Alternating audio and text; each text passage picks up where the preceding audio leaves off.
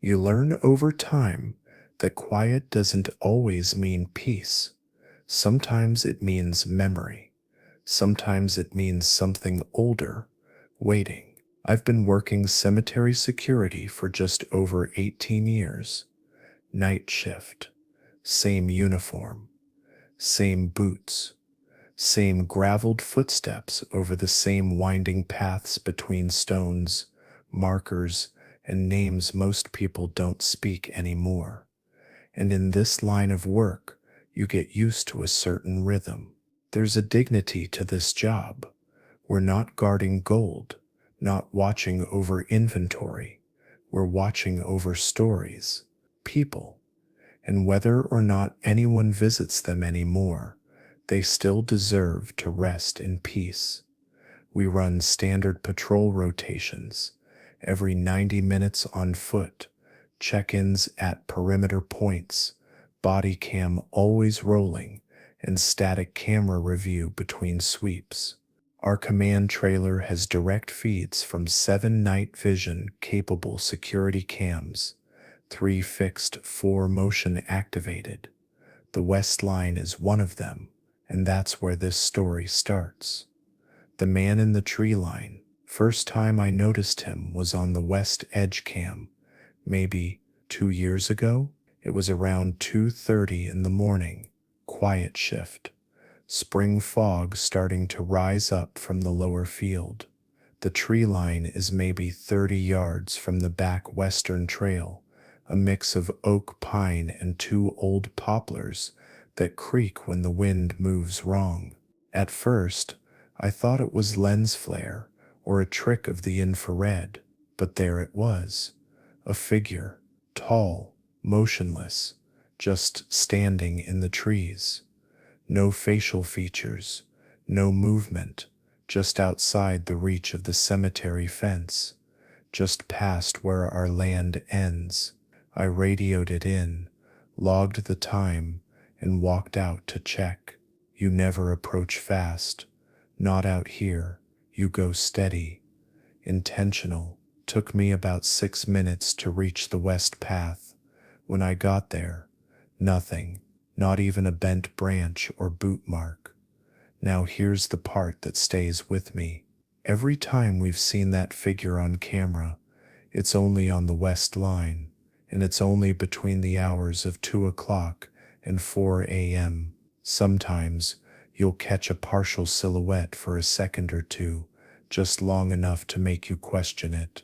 Sometimes he's in full frame, still, upright, never walking, never approaching, just watching. We reviewed weeks of archived footage. Same thing, always that exact location. West Tree Line, the part of the grounds that borders what used to be North Haven Asylum. Now that place was shut down in the late 50s, razed completely by 62. It was one of those state-run institutions from a time when mental health meant something very different than it does now. No one likes talking about it. Here's the detail most people don't know. That asylum didn't have a formal burial record, but families who didn't or couldn't claim remains. They were buried somewhere near the edge. We think it's just outside our fence line, unmarked, forgotten, and legally the land just beyond that fence hasn't been disturbed in decades. Every time the city reviews the grounds for expansion or restoration, that western border gets bypassed. Nobody's willing to dig there, not because of laws, because of legacy. I've gone out there more times than I care to count. Never see him in person, only ever on camera, always gone when you arrive. One night, I brought a ground-penetrating radar unit, a precaution we sometimes use for suspicious soft soil, tested right along that fence line. Multiple anomalies just outside the reach of our property, roughly human length, no records, no markers, just shapes. Emotionally, I'll be honest, I don't scare easy. You can't. In this job, you learn to file things away. Keep your pulse steady. But there's something about that figure that sits wrong in the gut.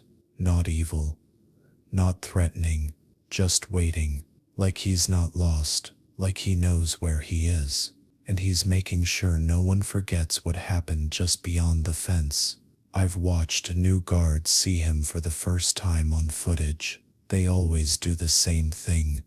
Slow rewind, pause, squint, then the silence, then the shift in their face, like something's registered, not seen felt. I don't embellish this stuff, I won't. But I will tell you this, the cemetery is supposed to be a place of rest, and I believe it still is. But that man in the tree line, he's not part of the rest. He's part of the remembering, and maybe part of the reckoning. And until we acknowledge what's buried, just beyond our reach, he's not going anywhere. Big love to everyone who's already hit that red button. You're keeping the campfire burning. But to the silent majority who watch but haven't subscribed yet, you're here. You're listening. You feel these stories. So why not make it official? Subscribing helps keep these real haunting stories coming, and it tells YouTube that content like this matters. And the next story, oh, it's waiting for you. Thanks again. Buckle up. Let's cruise into the next one.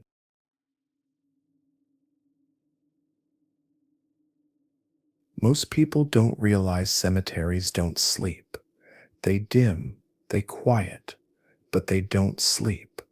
Especially not the veterans section. That corner of the grounds carries weight. Heavy, respectful. There's history in the air. Rows of white headstones. Uniform spacing. Flags that move with even the faintest breeze. It's a place where time holds its breath. And near the eastern path, just past the final row of Korean War vets, there's a stone bench. Simple, weathered, no backrest, just a flat surface with a dedication carved into its face.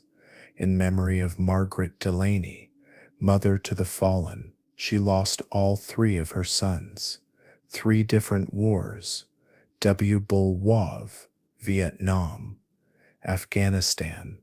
They never made it home. The bench was placed by the local VFW in her honor after she passed in 1998, and that's where the sightings began.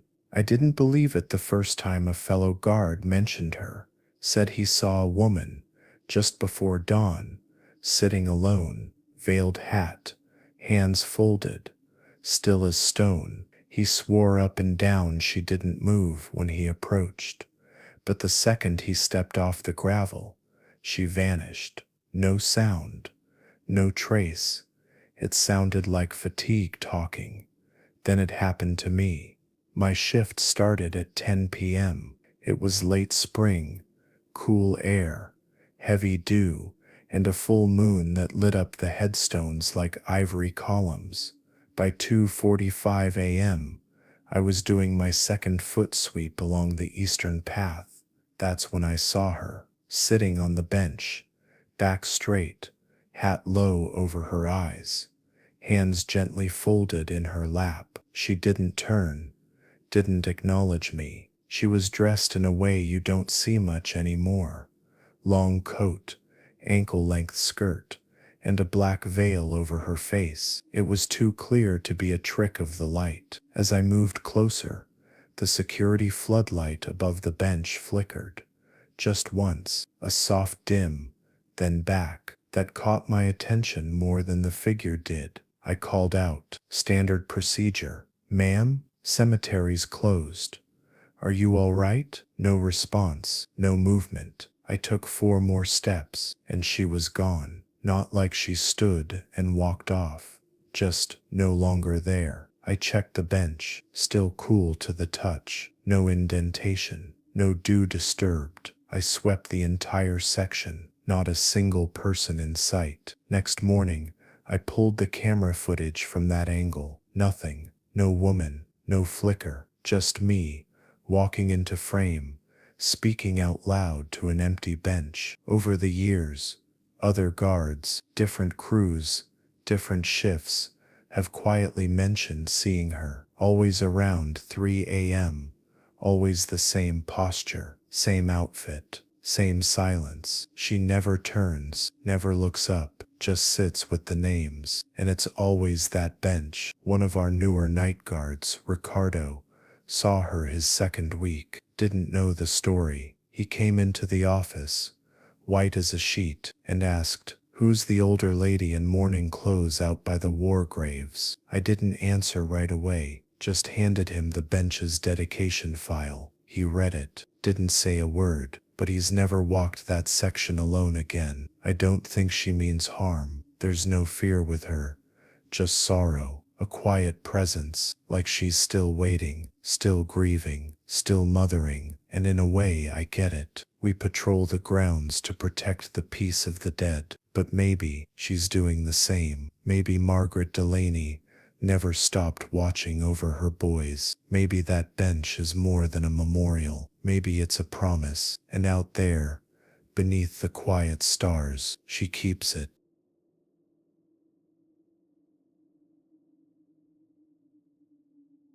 Some sounds don't belong out here. Not after hours. Not after everything's been laid to rest. Section J is one of the hardest places to walk, day or night. It's the infant section. Tiny plots, short headstones, teddy bears, wind chimes, the occasional mylar balloon still holding air from some birthday long past. There's a stillness there that's heavier than silence. We keep it clean. Always. Even the most hardened ground crews don't cut corners in Section J. Doesn't matter if it's raining, sleeting, blazing hot. Every stone gets wiped down weekly. Fresh flowers are never thrown out without care.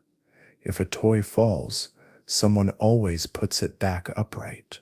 There's a kind of reverence that comes with that part of the grounds. But even with all that care, there's something else in that section after dark. The first time I heard it, I was still new, 2 months into the job. Late summer, heavy air, bugs out in full force. I was walking the south loop and cutting across toward the maintenance shed when I heard it. A baby, crying, not muffled, not distant, clear, real. It was coming from the direction of Section J. I didn't hesitate, radioed it in. We're trained to treat every sound like a potential emergency, especially in public spaces. Could have been an abandoned infant, could have been someone in distress. I sprinted the rest of the path, flashlight out, voice raised. "This is security. If anyone needs help, call out."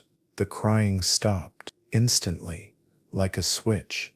No movement, no rustling, no one running away. We called in EMTs. They showed up quick, did a full sweep with thermal imaging. Nothing. No body heat. No evidence of recent footprints. No baby. You tell yourself it was maybe a fox or a raccoon, something biological that your brain wanted to interpret as human, but I've worked out here long enough to know the difference. We all have, and it didn't stop with me. Over the years, we've had multiple guards report the same sound, different times, different weather, but always the same section. Always that unmistakable cry, and it's not background noise. It doesn't blend into the wind or carry with the trees. It cuts through everything. One guard, a guy named Harris, swore the sound was coming from right behind him. Said he turned around so fast, he nearly dropped his flashlight. Nothing there. We reviewed the audio on his body cam. You could hear it. Clear as day, high-pitched, wailing, like a baby, gasping between cries. Problem is, it wasn't recorded on any other camera in the area, just his body cam, as if the sound was meant just for him. And here's what gets to people. Most of the infants in Section J passed in hospitals. premature, sudden illness. Some never even made it to a crib. The families that buried them there visit often, especially on birthdays. There's one plot in particular. A little girl, born in 2016, passed the same day. Her headstone is shaped like a lamb, with the words "too beautiful for earth." We've had 3 different guards say the sound came from right in front of that plot. I don't know what that means, and I don't try to guess anymore. Emotionally, this one wears you down. It's not terrifying. It's not violent. It's just aching. That cry doesn't sound scared. It sounds lonely. And even when you don't hear it, sometimes you walk through Section J and feel like the air is watching you, not in a haunting way, in a waiting way. Like something small is still reaching, still wanting to be found. We still respond every time. We never ignore it. Because what if? That's the question that stays with you. And maybe that's the point. Maybe that sound exists not to frighten, but to remind that some stories never got the chance to start. And maybe out here, they're still trying.